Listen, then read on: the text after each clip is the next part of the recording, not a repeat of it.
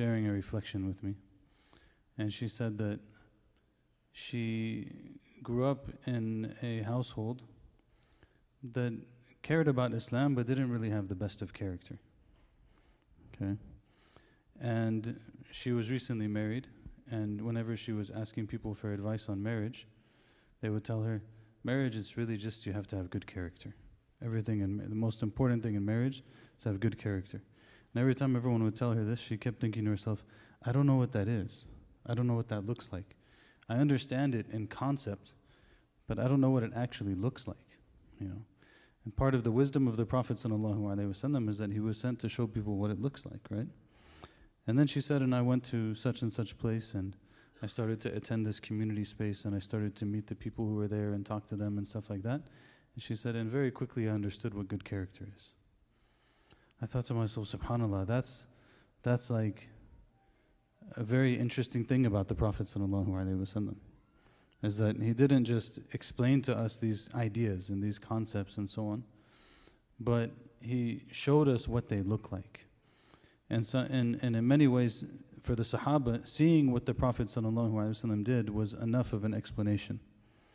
That's why even the greatest of the Sahaba, some of them, they didn't narrate a lot of hadith, because they were walking hadith in a sense.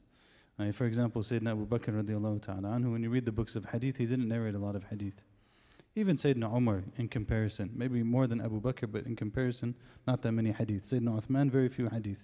Sayyidina Ali, very few hadith, actually, in comparison to people like Abu Hurairah, Ibn Abbas, and others, Aisha radiallahu anhum. And it's not to take away from the latter, but it's to say that these are the four khulafa.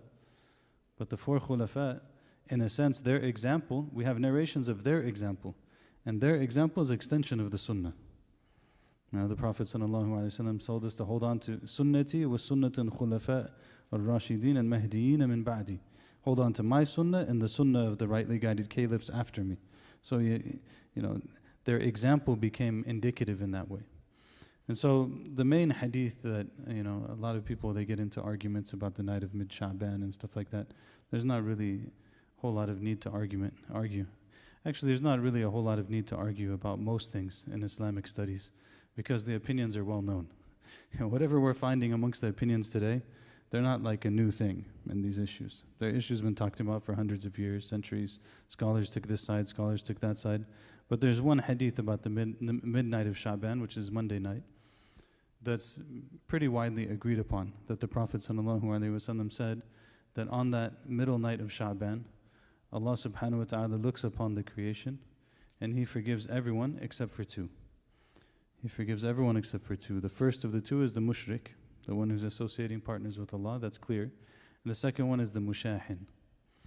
And the mushahin is the person who has a problem with someone else that doesn't really have any real basis. If someone has a problem with someone else because they legitimately oppress them in the Sharia, this is not mushahin.